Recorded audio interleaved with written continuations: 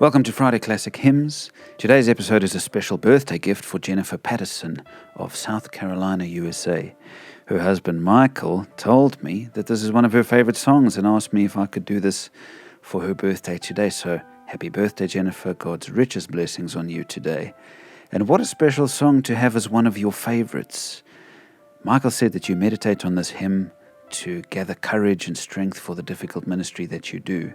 And what a great song to choose to do that, because it really does help. I really love this song for that reason. So I'm looking forward to getting into it. And friends, if you have a connection to the song, if you enjoy the song, maybe you have a memory connected to it, why don't you share your reflections and your thoughts in the comments below, and I would love to read them. And as always, please consider subscribing to the channel and hitting that little bell so that you get notified for each new video. I really hope you enjoy the type of music that I put out on here. So let's look at the history behind the great hymn, Be Still My Soul. The song was originally written in German by Katharina von Schlegel. I don't know if I pronounced that right. But it would seem that she was a Lutheran nun, born in 1697, and she was part of what was known as the Pietistic Revival in Germany, which is much like what happened in England in the 1700s under Wesley. A great revival overtook the country. Now, part of this revival was a congregational singing that came back into the lives of the Christians in that part of the world. The church had become weighed down with a cold and uninspired type of corporate worship, but it was under particularly a leader named Philip Spearner, who was a pastor at the time, that this vibrant congregational singing started to come back in. And von Schlegel was one of the great writers of the time who wrote lyrics to be sung by the people in the churches. And so the German Christians became kind of world leaders, I suppose, in real worship as congregations. But it was over a century later, in 1855, that Jane Borthwick, who was a member of the Free Church of Scotland, translated this famous hymn into English.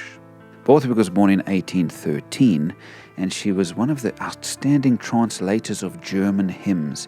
In fact, her and her sister put together a book, which I found online, by the way, I'll put the link below, called Hymns from the Land of Luther, where they translated all these German hymns into English, and they are beautiful. And this is where Be Still My Soul, the English version, was first published. Borthwick was a very pious woman herself, and she was very involved in mission work in various places in Scotland and lived a dedicated Christian life. But really it was her translation of this song that has endured throughout the ages. Now, many people believe that the reason this song has been so popular and has endured for so long was that it is often sung to a very famous tune. Originally, actually, a musician in Edinburgh wrote a tune for this piece of poetry that Borthwick had written. But in 1927, a Welsh organist and choirmaster named David Evans figured out that you could pair these words with the great and famous tune Finlandia, which was written by Jean Sibelius, the great composer. And once those two came together, the song just fitted and just kind of jumped out at you with a new power. And so it became very popular to sing it to this tune. And still today, people love the stirring tune matched to those words. Now, Jennifer, whose birthday it is today, said that she meditates on this song when she needs strength and courage for the difficult ministry she does. I think this is a good practice. Let's take a look at the words that were written and see why you can use this song for such a purpose. So the first verse says, Be still my soul. And of course, every verse starts with that, and that's a reference to Psalm 46, which says, Be still and know that I am God. Amidst all the difficulties in life, with mountains crashing down and seas roaring, be still, the psalmist said. Be still and know that He's God in among the chaos. So the song is based on this. In the midst of your difficulty, be still and focus on God. And the words help you to do that. Be still, my soul, the Lord is on thy side. So that's just a reminder that God is with you, that He's on your side, He's not against you. Bear patiently the cross of grief or pain. Bear it patiently. Don't be impatient with what God is doing in your life, but Move on in faith, patiently awaiting God to work through your grief and your pain. That's hard, but that's the Christian life, a consistent walking on in faith, even in the difficulties. Leave to thy God to order and provide. So, even though things seem disordered, leave it to God. He will get it all back into order. Even if you aren't being provided for the way you wish, leave it to God. He will take care of it. In every change, He faithful will remain. And so yes, grief and pain brings change into your life, but God will be faithful and constant. Remind yourself of this. Be still, my soul. That phrase is always repeated at the end or in the 5th line of every verse. Be still, my soul, thy best, thy heavenly friend, through thorny ways leads to a joyful end.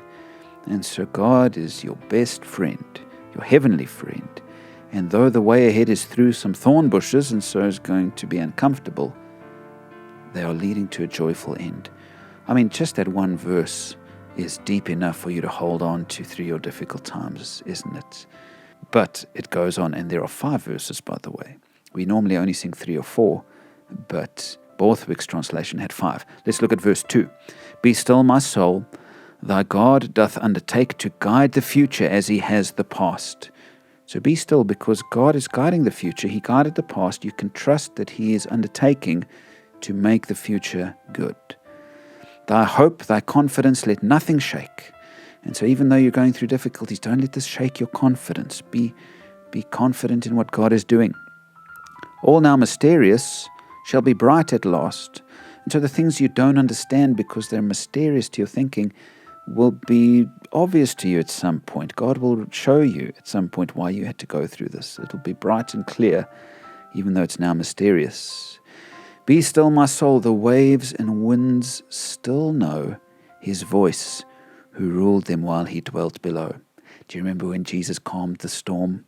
He spoke to the wind and rebuked the wind and the storm, and the disciples freaked out and said, "Who is this man who can do this?" I love this part in the song that says, well, the waves and winds still listen to His voice. While He was below, they did, and they still do while He's now above. And so, be still. Know that He's God and trust in Him. Verse 3. Be still, my soul, when dearest friends depart. So now the song starts to talk about grief in losing a friend, which, by the way, makes this a very powerful song to ever sing at a funeral, because this will remind you of some great truths as you grieve the death of a friend. Be still, my soul, when dearest friends depart, and all is darkened in the vale of tears, when that grief of losing someone is darkening your life. Be still. Remember that He's still there. In fact, at our church, we've had a lot of funerals in the last month. Death has been kind of hanging in the air, and it has felt like all has been darkened by the veil of tears. But she goes on and says, then, in that time when all seems dark, shalt thou better know His love, His heart, who comes to soothe thy sorrow and thy fears. And so when you're in the dark place, when you're grieving, that is when you can better know God's love and His heart, because He comes to soothe your sorrow and your fears in a really powerful way. I remember a friend of mine once saying to me, God does His best work in caves. When you're in a dark cave, that's when God is closest and can get closest to you to help you and to come alongside you. And so in your time of grief, friends, God is near. He's near. And His love and His heart for you is so clear in those moments as He comes to soothe you. If you're facing loss, my friends, remember that you can be still and know that He's with you to soothe and comfort you. Be still, my soul, thy Jesus can repay. From His own fullness, all He takes away. So the things that you've lost, the dearest friends that have departed, Jesus can repay from His fullness what you lose in them. So in Christ you have got the fullness you need, even though you are missing your loved ones. That's a beautiful thought, that His presence is enough to sustain you even though you are missing your loved ones. This is heavy stuff, but this is faith. If you can hold on to these words, oh friends, they're going to help you so much. Then verse 4 says, "Be still, my soul, the hour is hastening on when we shall be forever with the Lord." And so you're closer to death than you were a few seconds ago. Be still. You're going to be with the Lord soon enough. And so take courage in the fact that you'll be with him and you'll enjoy his presence at some point. When disappointment, grief, and fear are gone, sorrow forgot, love's purest joy is restored. So that's going to be a place when you're restored to relationship with God, when you are forever with him. There'll be no disappointment, grief, fear, sorrow, but only love's purest joys, and they'll be restored to you in fullness. Beautiful picture of the life after death that Christians look forward to. Be still, my soul. Don't be troubled. Be still because of this. When change and tears are past, all safe and blessed, we shall meet at last. And so, yes, you're going to face loss, but one day you're going to be face to face with Jesus, and then there'll be no more change and tears, but all will be safe and blessed, and you'll meet him in glory, and you'll meet all those who've gone before you. You can be still as you look forward to this day. Now, verse 5, my friends, is one that we don't often sing today, but Borthwick translated this from the original, and I think it's a pity we don't sing this one, because listen to how this very heavy song ends. Be still, my soul, begin the song of praise. So immediately, this one is looking up, where the others were perhaps looking down with a bit of a hung head. Be still, my soul, begin the song of praise on earth, believing to thy Lord on high. And so yes, we're on earth, but give praise to the God who's on high. Acknowledge him in all thy words and ways. Don't let your grief and your pain stop you from acknowledging him in the way you live. So shall he view thee with a well-pleased eye. And so you can still please him by living for him, even if you're grieving. Be still, my soul, the sun of life divine, through passing clouds shall but more brightly shine. And so God will shine his light into you through the passing clouds, and they'll be even more bright if you just hold on to him. And if you praise and keep acknowledging him and living for him, that's an important verse. I think it's a shame that we sometimes leave that out, because it brings it back around to carry on, keep going, keep praising, keep living for him. There is hope. What words mean something to you? Did a particular line jump out at you? Maybe you'd share that in the comments below. I'd love to hear where God spoke to you as you heard all of these words. And before we sing it together, I want to say thank you to those who donate towards my channel on Patreon and on PayPal. I'm so grateful that you are so kind. Thank you.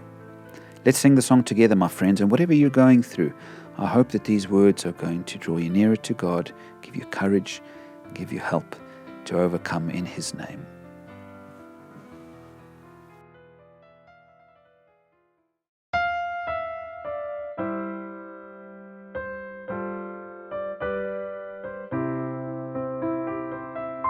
Be still, my soul, the Lord is on thy side. Bear patiently the cross of grief or pain. Leave to thy God to order and provide. In every change he faithful will remain. Be still, my soul, thy best, thy heavenly friend, through thorny ways leads to a joyful end. Be still, my soul, thy God doth undertake to guide the future as he has the past.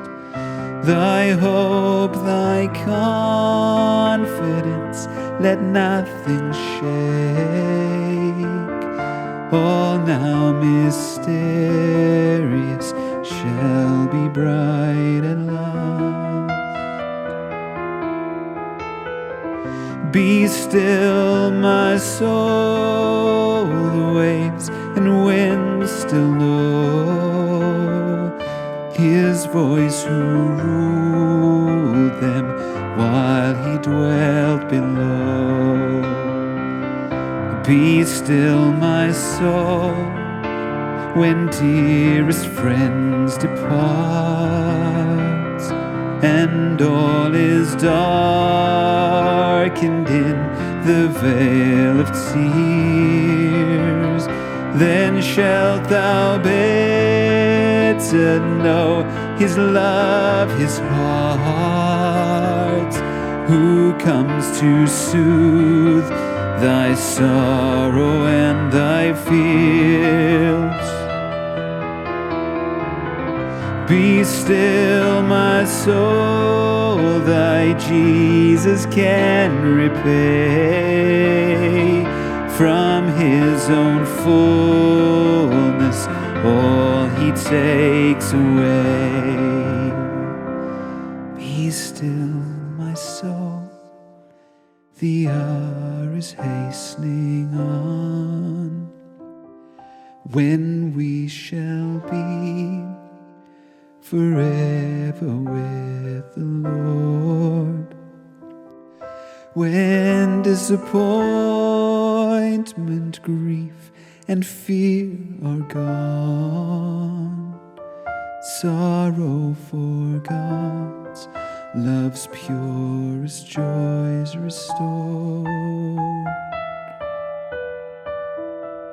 Be still, my soul, when change and tears are past, all safe and blessed, we shall meet at last. Be still, my soul, begin the song of praise, on earth believing to thy Lord on high.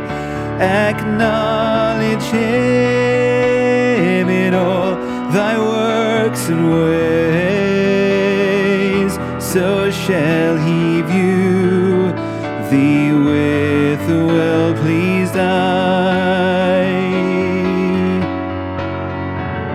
Be still, my soul, the Son of life divine, through passing clouds shall but more brightly shine.